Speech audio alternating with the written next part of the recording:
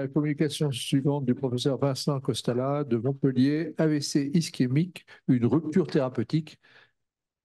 C'est en visio alors? 15 minutes, s'il vous plaît. Parfait.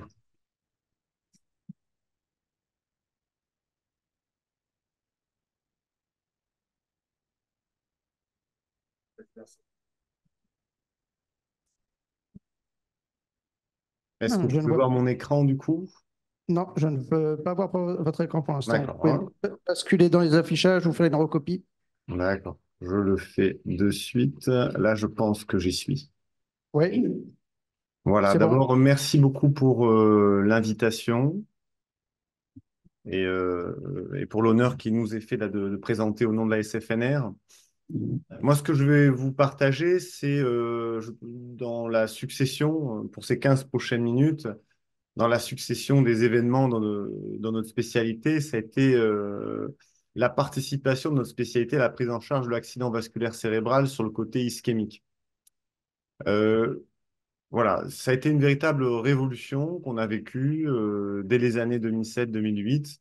On s'est intéressé à la désobstruction des vaisseaux intracrâniens alors qu'on était, pour la première étape, focalisé, on va dire, sur la prise en charge, on va dire, des anévrismes. Et je vous montre un exemple de prise en charge avec cette vidéo d'une femme jeune donc, qui va présenter un accident vasculaire cérébral. Donc, vous voyez ici que sur l'imagerie, elle a une véritable nécrose du côté gauche. C'est ce qu'en imagerie, on détectait sous la forme de ces anomalies de signaux. Vous voyez ici souligné à l'écran. Et l'imagerie cérébrale faite en urgence nous permettait de faire le diagnostic aussi du niveau d'occlusion. C'est-à-dire qu'on voit sur ces images qu'il manque une carotide. Du côté gauche, il y avait une dissection de la carotide. Et cette dissection de la carotide que vous voyez ici, elle est accompagnée d'une migration d'un caillot aussi dans le cerveau. Donc ces gens, avant, il n'y avait que la fibrinolyse intraveineuse qui était disponible, mais en fait, il y a une limitation à ce traitement en termes d'efficacité qui a fait qu'on est parti aussi en salle pour aller déboucher le crâne en passant au travers des vaisseaux. Et là, vous avez un exemple d'intervention qui sont dans les blocs de radiologie, de neuroradiologie en France entière aujourd'hui, mais qui étaient exploratoires à l'époque, sur les années 2009-2008, où on s'est mis à aller chercher ces thrombus dans le cerveau. Alors, ce sont des interventions qui sont inspirées par le traitement des anévrismes, dans la façon d'aborder le cerveau, d'apporter des outils à l'intérieur, et qui vont amener la possibilité, si vous voulez, de rentrer dans les vaisseaux intracrâniens pour amener des petits outils sous la forme de stent ou de cathéters d'aspiration qui vont capturer le thrombus intracrânien pour le ramener sur la table. Et vous voyez qu'il y a une ambiance de bloc chirurgical. On voit exactement l'ambiance de bloc interventionnel que l'on retrouve très proche de l'urgence que l'on voit aussi dans les blocs opératoires dans les situations vitales. Tout doit aller très vite et donc l'équipe va s'acharner pour aller retirer l'occlusion. Vous voyez ici une occlusion dans le crâne. L'angiogramme que vous voyez normalement devrait être complètement plein. On devrait voir du noir partout à la partie supérieure de l'écran. Or, on voit un arrêt de produit de contraste qui nous permet de catégoriser l'occlusion. Cette patiente va faire une baisse un petit peu de tension suite à l'injection et on va continuer le reste de l'intervention pour aller amener une des obstructions intracrâniennes. Donc, je vais vous montrer brièvement à quoi ça ressemble dans le crâne. On va voir ici, voilà, les un peu traces que l'on a, qui sont comme des routes dessinées par les angiogrammes, qui nous permettent d'aller chercher la partie du cerveau manquant. Donc, nos outils arrivent ici, si vous voulez, dans la portion intracrânienne, et on va déboucher par la suite le crâne par ces petits outils. Donc vous allez voir on est capable de sortir le thrombus sur la table. Donc là, vous voyez que le thrombus euh, euh, a été ramené donc sur la table. Vous voyez, donc ce que vous voyez ici, c'est un thrombus donc, qui a été ramené du cerveau sur la table d'intervention par ces procédures de neuroradiologie interventionnelle qui permettent ici, sur cet angiogramme que vous voyez, de remplir à nouveau l'ensemble du cerveau. Donc ça a été, on va dire, des techniques qui ont démarré entre 2007 et 2008, mais qui ont eu la chance d'obtenir un niveau de preuve 1A, et c'est exactement ce qui nous manquait un peu dans la spécialité. Le professeur Moret le soulignait tout à fait, il n'y a pas d'études randomisées, il n'y a pas de niveau scientifique à part bien sûr l'étude ISAT pour les anévrismes rompus, et qui a vraiment scellé en 2002 vraiment l'avènement du traitement à large échelle des anévrismes intracrâniens. Pour ce qui est des anévrismes non rompus, par exemple, c'est quelque chose pour lequel on n'a pas pu faire d'études de niveau 1A. Pour l'AVC, on a pu replonger dans le niveau 1A de preuve avec cette étude de l'équipe néerlandaise, Mr. Clean, qui a démontré de façon certaine que déboucher les vaisseaux de façon mécanique en urgence était supérieur au traitement médical. À la suite de cette preuve scientifique de premier ordre, il y a 6 autres essais qui ont démontré dans le monde entier qu'il valait mieux en urgence piquer une artère, aller déboucher un caillot dans le cerveau de façon mécanique plutôt que donner les médicaments. Et ça a été un bond énorme, puisque Hubert me reprendra, mais je crois qu'on est passé de 2600 thrombectomies à 6000 thrombectomies en France en l'espace de 18 mois. Donc il y a eu une... 7800. Voilà, donc on a explosé. Et ça, je pense que c'est un virage énorme de la spécialité interventionnelle. L'avènement du stroke, c'est la redéfinition complète de l'utilité aussi de nos spécialités, puisqu'on s'attaque à un problème de santé publique numéro 1. C'est la première cause de dépendance en France, la deuxième et troisième cause de décès. Et ça a été aussi le recentrage complet de nos spécialités dans les priorités de santé publique. Alors ensuite, le fait de prouver cette thrombectomie, ça a été aussi la porte vers la modification complète des prises en charge préhospitalières et une modification complète de la chaîne de l'AVC. Je vais passer cette vidéo, je vais vous mettre parce qu'elle est un peu longue, mais il a fallu repenser complètement du coup la façon de prendre en charge le patient. Quand on était sur l'anévrisme, on avait le temps, on pouvait tranquillement bilanter le patient, prendre le temps de bien faire les choses. Et pour l'AVC, on est tombé dans une phase de type cardiologique, de phase polytraumatisme, où il a fallu qu'on prenne les gens de façon non pas séquentielle, mais tout en un temps, bouleversant complètement les écosystèmes de formation au sein des hôpitaux. Je vous montre ici les temps moyens qui sont faits en 2022 pour aller prendre un AVC. Donc, quand vous avez quelqu'un victime d'AVC qui rentre à l'hôpital, les temps sont de 35 minutes, par exemple, pour avoir une imagerie, 60 minutes pour avoir une fibrinolyse intracrânienne, et pour enfin avoir une ponction d'une artère, on arrive jusqu'à 1h35. Donc, c'est des temps qui sont encore beaucoup trop longs. Ce pourquoi il y a de nouvelles organisations qui naissent, on amène le patient dès qu'il arrive sur un scanner pour faire un diagnostic en un temps. On arrive comme ça à obtenir des workflows où 9 minutes après l'entrée, vous avez un diagnostic d'AVC. 9 minutes, pas d'IRM, on fait directement au scanner. On arrive à ponctionner l'artère des patients dans les 30 minutes. Donc, énorme bouleversement organisationnel préhospitalier, intra-hospitalier qui est en mutation. Il y a encore beaucoup de centres où le workflow est extrêmement long. C'est les bases françaises le montrent. On est à 1h30 pour piquer une artère après l'arrivée d'un patient, là où les meilleurs centres en Europe sont autour de 20 minutes à 30 minutes pour piquer une artère après l'arrivée du patient. Donc, ça amène un bouleversement d'organisation hospitalier, intra-hospitalier très important. L'accès à la thrombectomie, à ces désobstructions mécaniques que je viens de vous montrer, elle amène aussi une véritable question sur la disparité territoriale du soin. Ici, sur cette diapositive, vous voyez, on va dire, une conclusion globalisante, on va dire, de l'accès à la thrombectomie, montrant qu'en France, on a un taux de thrombectomie pour 1000 AVC qui est très bon, et qu'en Roumanie et en Grèce, on est beaucoup moins bon. Bon, ces conclusions, en fait, sont assez fausses, parce que quand on étudie à l'intérieur du pays ce qui se passe, et vous le voyez peut-être ici, vous voyez qu'il existe une très nette hétérogénéité de la répartition du soin en thrombectomie. Vous voyez cette cartographie que plus on est clair, moins on a accès à la thrombectomie, plus on est foncé, plus on a accès à la thrombectomie. Vous comprenez qu'il existe une énorme disparité territoriale qui est aujourd'hui un enjeu majeur, même au sein de notre territoire, sans parler de l'international. Sur cette cartographie ici, vous verrez qu'on a pris la médiane, qui est le taux de thrombectomie pour 1000 AVC médian pour la population française, et on a coloré en rouge les gens qui étaient au-dessus de la médiane, et ceux qui étaient en bleu un peu en dessous, et ceux qui étaient en bleu très clair, très en dessous. Donc, vous voyez, au moment où je vous parle, en 2023, 2024, pour ces données, on a une grande partie du territoire qui n'accède pas à ce type d'obstruction que je vous ai montré au début et qui amène un taux de récupération fonctionnelle majeur, notamment chez les populations jeunes. Donc, il y a un enjeu qui persiste, même si la technicité de ces gestes est plus ou moins maîtrisée, puisqu'on arrive à 80% à 90% des obstructions à la phase de début par voie mécanique. On arrive par contre à un soin délivré de façon très imparfaite sur le territoire, comme en témoignent ces cartes. Je voulais vous montrer quelque chose qui est l'exemple de Bordeaux et de l'effet de création de centre que je vous montre ici en espérant que ça fonctionne correctement. Hop là, voilà. OK. Donc, vous voyez de nouveau mon écran. Et je vais vous montrer ça. Est-ce que vous voyez mon écran là? Vous voyez les cartographies que je suis en train de montrer? Oui, oui, tout à fait.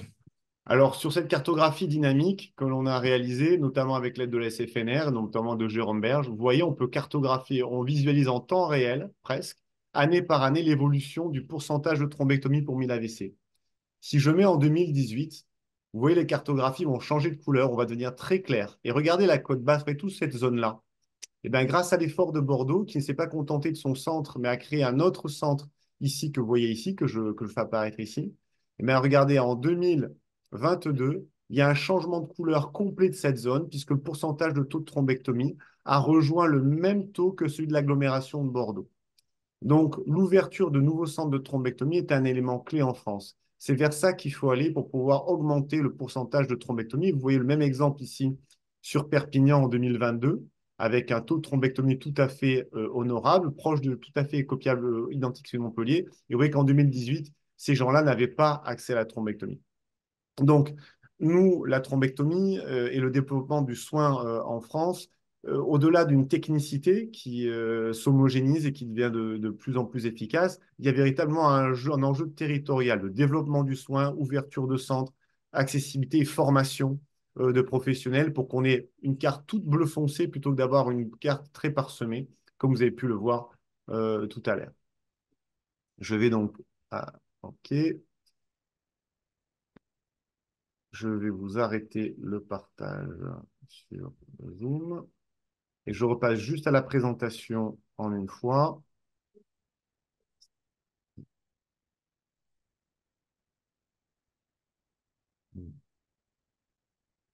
OK, partage. Donc, je vais arrêter le partage et je repartage mon PowerPoint.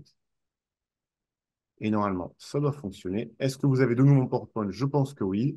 Oui. Voilà, je continue juste pour la suite de la présentation. Donc, il y a aussi un énorme bouleversement qui est arrivé, c'est que tous ces AVC dont je vous ai parlé, la désobstruction mécanique, elle était limitée aux gens pour lesquels on pensait qu'ils n'étaient pas trop graves. C'est-à-dire quand on était trop grave, on était considéré comme étant foutu et que la thrombectomie allait être futile. Or, il y a un essai français à 80%, espagnol aussi, qui vient de sortir dans le New England Journal of Medicine, qui est aussi une preuve de niveau 1A et qui montre aussi la vigueur de notre communauté nationale dans la spécialité. On était capable de montrer au plus haut niveau que c'était un message faux. C'est-à-dire que les gens, avant, le concept de l'AVC, c'était celui que je vous montre sur la gauche. Si vous voyez cette image du cerveau, en rouge, c'est la nécrose. En vert, c'est la zone qu'on peut sauver. C'est-à-dire qu'en gros, quand on allait dans un cerveau, on pensait que ce qu'on constatait à l'imagerie, c'était mort, en rouge, et qu'on allait sauver peut-être un peu de vert autour. Du coup, on prenait que des gens qui avaient un AVC, un rouge, un peu limité. Mais on pensait que quand du coup l'AVC était trop étendu, ben, il y avait trop de rouge, donc il n'y avait plus de cerveau à sauver, donc il ne fallait pas les traiter. Et quand c'était encore plus rouge, quand il y avait encore plus d'AVC à l'imagerie, ben, il ne fallait pas les traiter. Il y a plusieurs essais internationaux qui ont essayé d'élargir cette taille d'AVC jusqu'à un certain seuil, mais aucun qui est allé jusqu'à prendre des AVC qui avaient complètement grillés à l'imagerie, qui paraissaient complètement perdus. C'est ce qu'on a fait avec l'étude randomisée internationale LAST, qui est d'origine française. On a pris les gens qui avaient les AVC les plus larges, le rouge le plus large, et on a décidé de les randomiser entre pas de traitement et thrombectomie par thrombectomie mécanique. On a inclus beaucoup de monde, et essentiellement les AVC les plus graves sur ce diagramme, vous voyez qu'en bleu, on a inclus quasiment 60% de gens quasiment dits perdus pour la revascularisation cérébrale. Les conclusions ont été vraiment très surprenantes, puisqu'elles ont montré en fait qu'il y avait une efficacité à désobstruer les gens qui paraissaient perdus dans les 7 premières heures, et qu'il fallait traiter que 4 patients pour obtenir un bénéfice clinique. La grosse surprise, c'est qu'on a eu à 6 mois, un patient sur 5 qui est rentré à la maison, qui est devenu indépendant, et on a baissé la mortalité de 20%. Donc, c'est une véritable révolution dans le concept de la prise en charge de l'AVC, puisqu'en fait, le cerveau qu'on croyait mort dans les 7 premières heures ne l'est pas tout à fait. Je passe ça pour montrer, ça c'est la baisse de mortalité de 20% induite dans le groupe traitement. Et en fait, ça, c'est un peu le concept réel auquel on fait face. C'est-à-dire qu'aujourd'hui, quand on a un AVC qui paraît très étendu, en fait, il y a une hétérogénéité dans la nécrose. À l'intérieur de ce qu'on pensait être perdu, il y a des îlots verts de tissus à sauver. C'est un bouleversement complet du concept de compréhension de l'ischémie cérébrale à la phase aiguë, qui a été démontré par cette étude française de portée internationale, soutenue d'ailleurs par la SFNR. Donc, cet ancien schéma on a tous appris, que j'ai appris moi sur mes livres, il est faux. C'est-à-dire que le nécroticor, la nécrose, la mort cérébrale consumée à l'intérieur, dans la phase aiguë en tout cas, dans les 7 premières heures, c'est faux. Il y a des îlots de neurones qui persistent. Et c'est une opportunité énorme pour le futur développement des prises en charge de l'AVC. Vous avez une image ici chez l'animal où on a démontré qu'à l'intérieur de la nécrose cérébrale, il y avait ce qu'on appelle du mini-corps, de la mini-nécrose, mais aussi de la mini-pénombre. C'est exactement ce qu'il y a dans le cerveau humain à la phase aiguë. Donc, il faut désobstruer tout le monde dans les 7 premières heures. En tout cas, ne pas les éliminer sur la base de l'imagerie. Bien sûr, plus l'AVC est large, la prise en charge, moins bon est le pronostic général, ça c'est sûr. Mais il ne faut pas le confondre avec l'effet thérapeutique du traitement qui reste encore bon, c'est-à-dire qu'on sauve des personnes et on réduit la mortalité en traitant les gens graves à la phase aiguë. Donc ça, c'est un élément très important. Les prochaines étapes, pour rester dans le temps, ce sera la neuroprotection. C'est-à-dire plus on montre qu'il y a des îlots de cellules vivantes à l'intérieur de la nécrose, plus il y a de la place pour développer des médicaments adaptés qui vont ralentir cette nécrose et revitaliser le cerveau résiduel pour avoir encore un meilleur suivi fonctionnel. Le futur aussi, c'est de s'attaquer à l'ischémie chronique. Et j'ai trouvé à propos de terminer sur ce cas-là, puisqu'on est à l'Académie de chirurgie, je vous montre ici un patient qui a la moitié du cerveau qui ne perfuse pas bien. Ce n'est pas un AVC à la phase aiguë, mais c'est quelqu'un qui a des petits troubles cognitifs. Il a la cognition qui décline. Il a le bras qui ne bouge pas bien de temps en temps. Et ce patient-là, il a une occlusion carotide. Il a une occlusion de carotide, cependant, qui est une occlusion chronique. C'est-à-dire qu'il a perdu sa carotide commune. Et si vous regardez bien ce schéma, vous voyez qu'ici, il y a un gros trou. Il lui manque une carotide commune. Et bien aujourd'hui, les techniques de radiologie interventionnelle, elles permettent de reconstruire des vaisseaux occlus, parfois depuis plusieurs mois, plusieurs années, en faisant une véritable reconstruction par l'intérieur. C'est-à-dire que vous voyez le schéma avec le vaisseau manquant de ce patient. Et on va être capable, par des techniques interventionnelles, de pouvoir retunneliser, reconstruire complètement un vaisseau jusqu'au niveau de l'aorte. Donc ça, c'est l'installation qu'on a sur le patient. On installe le patient. Donc ça, c'est la tête du patient. On va piquer la carotide à l'envers et se diriger vers l'aorte. On pique ça sous échographie. On va aller fixer un cathéter d'introduction dans un vaisseau qui est complètement mort et complètement, entre guillemets, fermé, sous échographie. Une fois qu'on a fait ça, on va venir descendre. Vous voyez, il n'y a aucun sang qui coule pour l'instant. Et on descend la tête du patient et on se dirige vers l'aorte. Et par nos techniques et nos outils, que je ne vais pas détailler bien sûr par ici, on va être capable de tunneliser cette carotide occluse depuis plus de 18 mois et d'aller chercher la connexion avec l'aorte. Ensuite, on va reconstruire, on voit une série de petits stènes qui s'ouvrent et qui vont permettre de tunneliser progressivement de l'aorte. Juste là, c'est nos mains que vous voyez qui sont en train de remonter vers la carotide externe. Donc, on va tunneliser complètement la carotide. Et là, pour finir, vous allez voir la fermeture. C'est-à-dire que là, maintenant, on est en train de fermer. Vous voyez que le sang jaillit de l'aorte dans la carotide commune vers la carotide interne. Le sang a été rétabli. On va fermer, si vous voulez, on va fermer maintenant cette entrée artérielle avec nos systèmes endovasculaires. Il n'y a pas une seule ouverture chez ce patient. Tout est fait par échographie, guidage par l'image. Vous voyez que le sang coule parfaitement jusqu'au cerveau maintenant.